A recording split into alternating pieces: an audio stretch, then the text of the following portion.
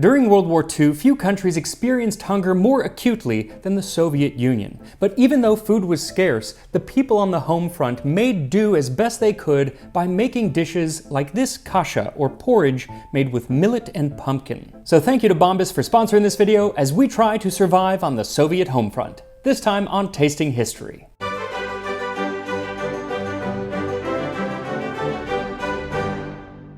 Last month, I kicked off this series of home front cooking during World War II with the United States, where the home front and the war front were very much separate.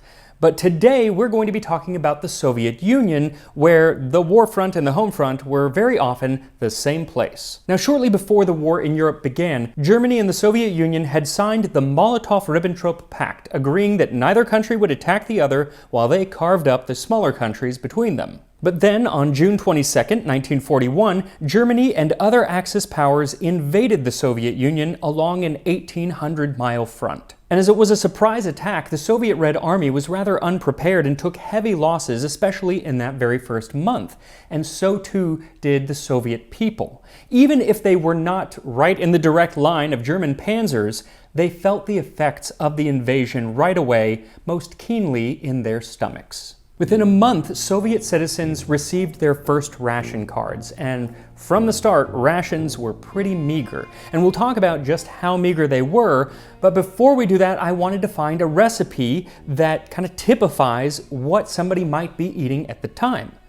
The problem is that unlike most of the other countries I'm going to cover in this series, there were very, very few cookbooks being published in and around Russia at the time, and that was kind of on purpose. See, during the previous decades, there had been a push to liberate women from what they called kitchen slavery. That is, they shouldn't have to spend all day cooking, so they could work outside of the home. There was also an early idea of Bolshevism that relied on kind of an ascetic lifestyle, and this led food to change and become more simplified, and this led to few recipes being written down. Well, in the late 1930s, there was a backlash against this ideal, and so to revive and codify the cuisine of the different Soviet republics, the Ministry of the Food Industry, headed by Anastas Mikoyan, released an iconic cookbook in 1939 called Kniga o vkusnai и здоровой пище, or the Book of Tasty and Healthy Food. So naturally, I looked to that cookbook to find recipes from the period,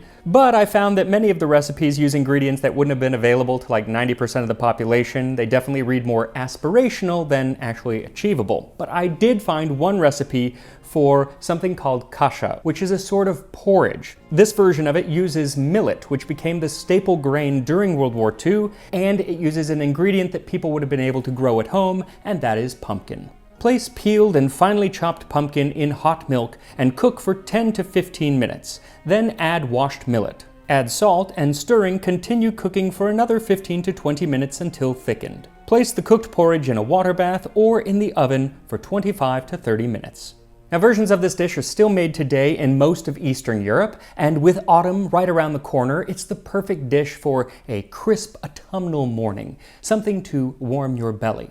And if you're looking to warm your feet, might I suggest a pair of socks from today's sponsor, Bombas. So if you haven't heard of Bombas, they are an amazing sock company. And they don't just sell socks, they also give them away. For every item that they sell, they donate one item, and to this day, they have donated over 100 million items to those in need. And it's not just socks, but underwear and t-shirts too, and those are the number 1, 2, and 3 most requested items at shelters, so everyone that gets donated is a good thing. And the socks are excellent. They're really, really comfortable, nice and soft. I got a pair that is specifically meant for running, though I don't run, but I do walk a lot, and often I'll get chafed on the back of my ankle by the shoe.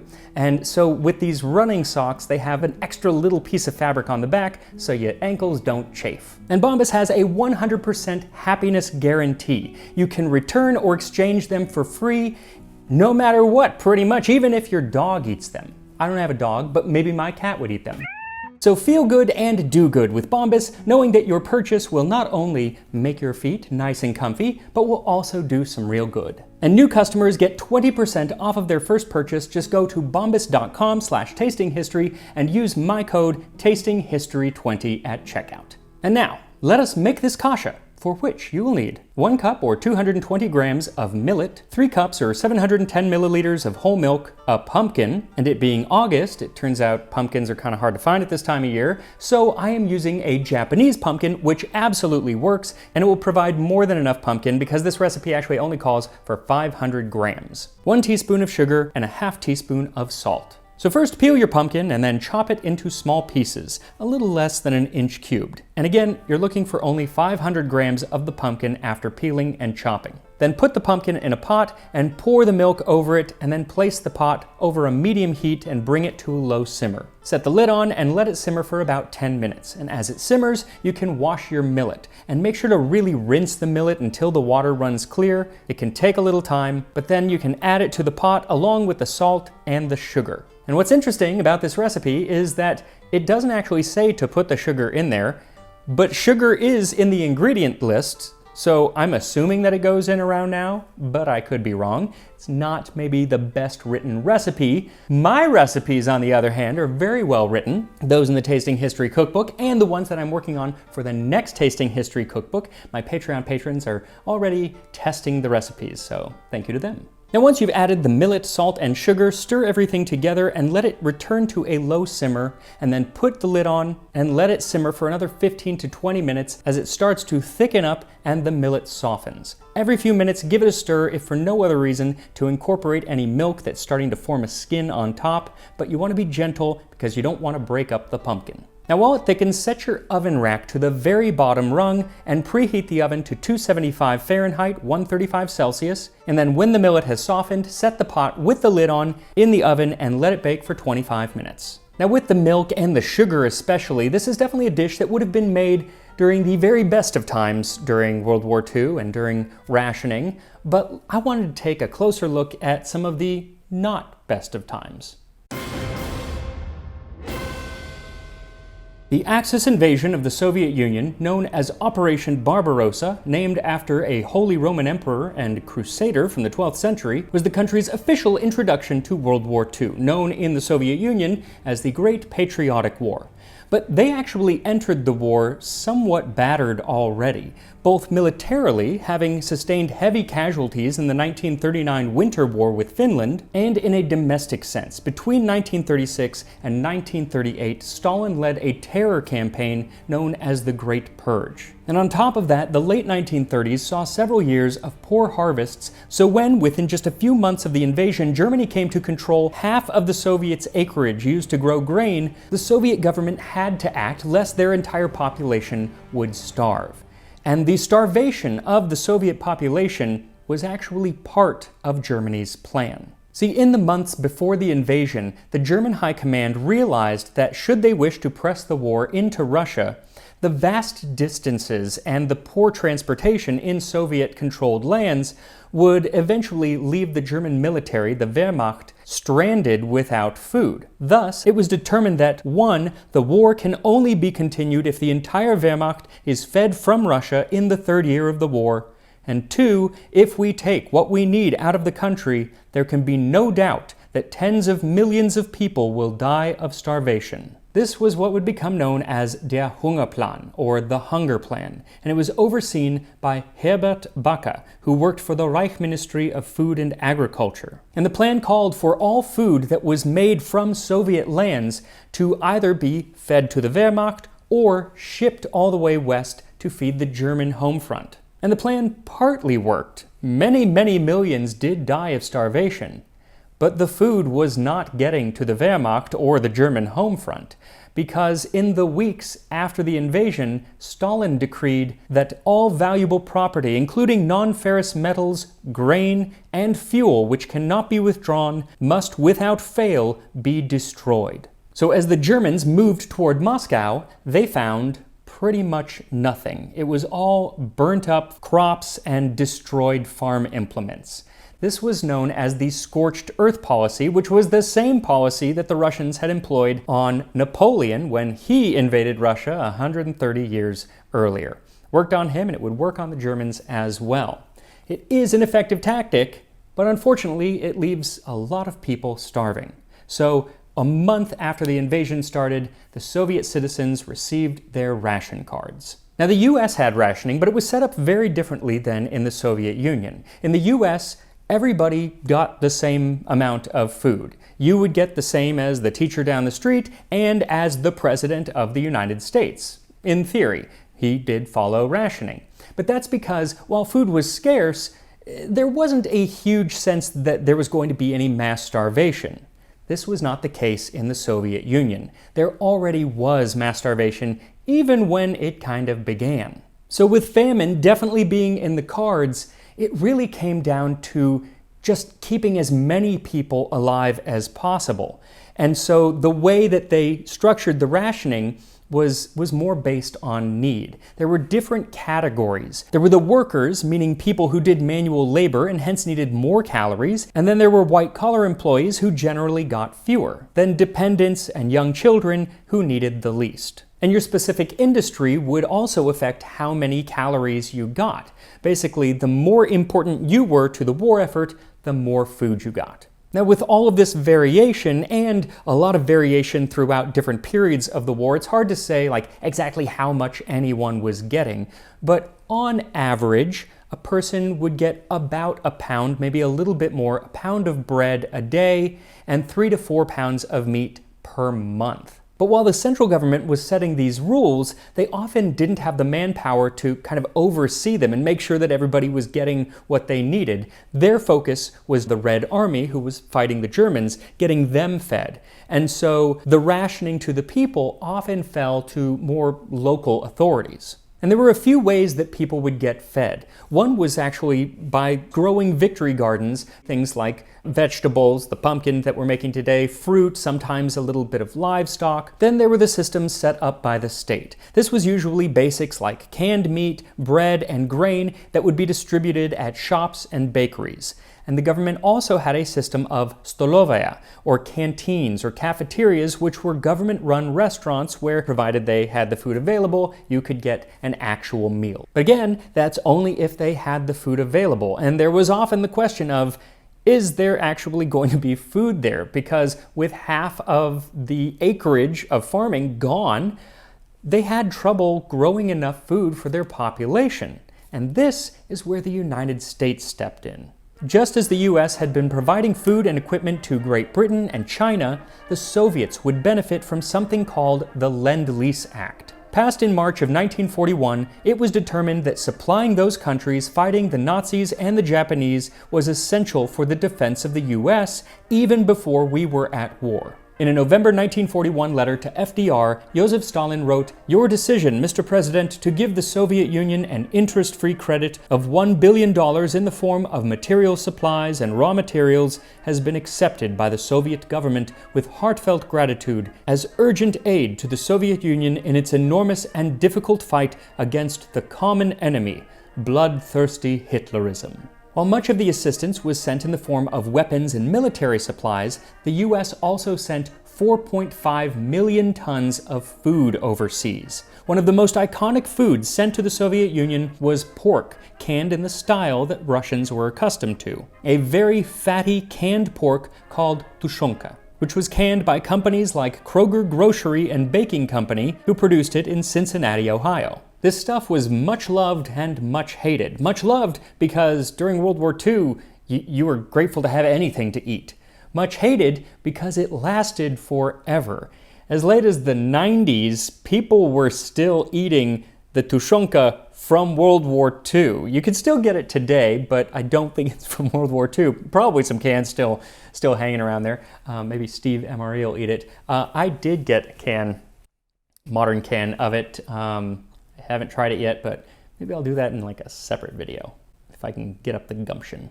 But even with the US trying to fill the gap between hunger and starvation, it usually wasn't enough because most of the food was going to feed the Red Army and not the civilian population.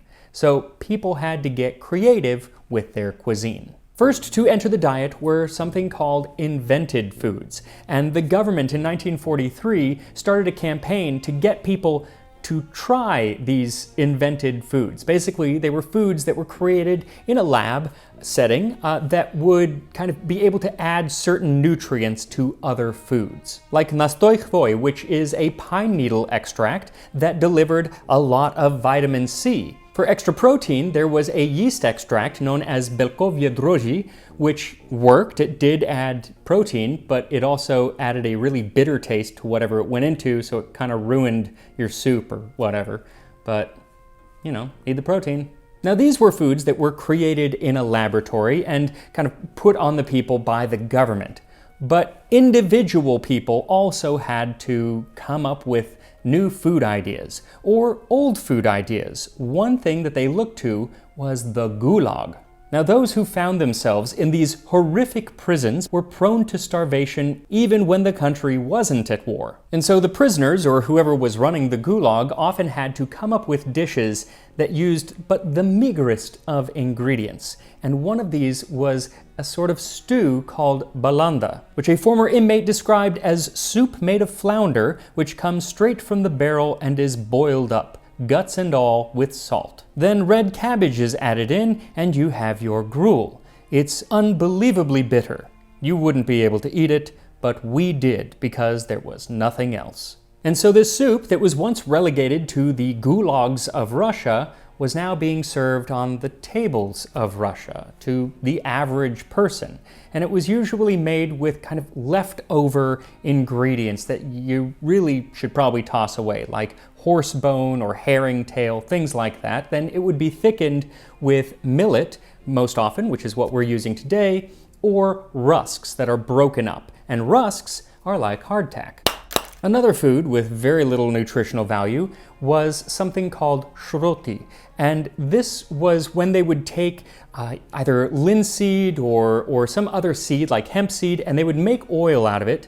And then the hulls that were left, which would usually be tossed or given to animals as fodder, were made into cakes and cooked. And this is what they would eat in the very, very worst of times, like in Leningrad.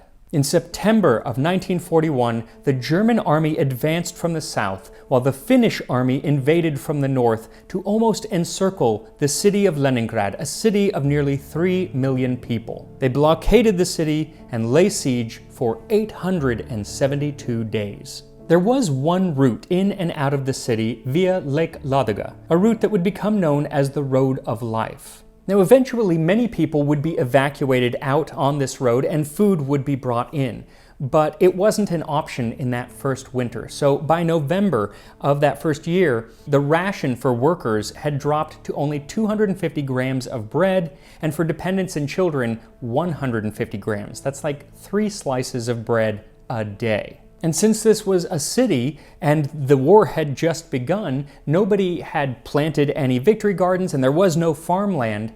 And so, as the Leningrad food commissioner, Dmitry Pavlov, said, the sole means of receiving food was through the ration card. This, of course, led to counterfeiting ration cards and the theft of ration cards, as well as just a black market. But most of the population, they relied on what was known as the line. These were lines that stretched outside of bakeries and shops that were giving out the rationed food. In their diaries, many people likened them to snakes or tapeworms wending their ways through the streets. And the first thing you did when you woke up in the morning was you got in line. Where gripped by one all-consuming passion, they hardly uttered a word. With manic impatience, they stared ahead over the next man's shoulder at the bread. An old woman waiting for bread slowly slides to the ground, but no one cares. She is dead, or she will be trampled nevertheless. Those waiting tilt their heads to see if her ration card has fallen on the ground. Perhaps it is still tightly clutched in her bony hand. What's worse is that for many of these people waiting, there would be no bread at the end of the line, because by 10 or 11 in the morning, the shop would be empty. People would try to coax other people out of line, telling them that another bakery or shop had just gotten a fresh delivery and they should go into that line. Or they would fake air raid sirens to try to get people to scatter for cover. Many people were reduced to eating clover and wallpaper paste, pine needles, rats, animals out on the streets, or others who had already died. And when a family member died, they would often try to keep it hidden because then they could use their ration card for at least a couple more days. That is how the majority of the population in Leningrad had to survive. But there were those who were more fortunate or less scrupulous. One girl in her diary recalled, "I didn't go hungry. My father works in Leningrad Supply. During the blockade, we ate better than before the war. We had everything." At the party headquarters at Smolny in Leningrad, it was said that they were eating cake while the people outside were starving, very French Revolution-like. Yes, only under the Bolsheviks, only under Soviet power is it possible to have such rest under the conditions of war, of a prolonged siege of a city. What could be better? We eat, drink, stroll about, sleep, or we simply have nothing to do. While at the same exact time, just outside the doors, 2,000 to 3,000 people every day were dying of starvation. Now, Leningrad is an outlier. It really is the worst situation for the Soviet people, for the home front at least. But the rest of the country was going through periods of famine throughout the war, especially because in the early 40s, pretty much every harvest was below average, even considering that they had lost half of their harvesting lands. So most people were dependent on the foods that they were growing themselves, things like potatoes, beets, and pumpkins, like the ones that we are using in the Kasha, which should be about ready. So once the Kasha has baked for 25 minutes, remove the pot from the oven and dish it up. And here we are, millet and pumpkin Kasha from the Soviet home front. It's actually a really pretty color. I mean, it's like vibrantly colored. I was not expecting that. Let me get a little bit of everything on here. You definitely smell the pumpkin. That is the smell you're getting. I don't really know what millet smells like. It's kind of plain, I guess. Here we go.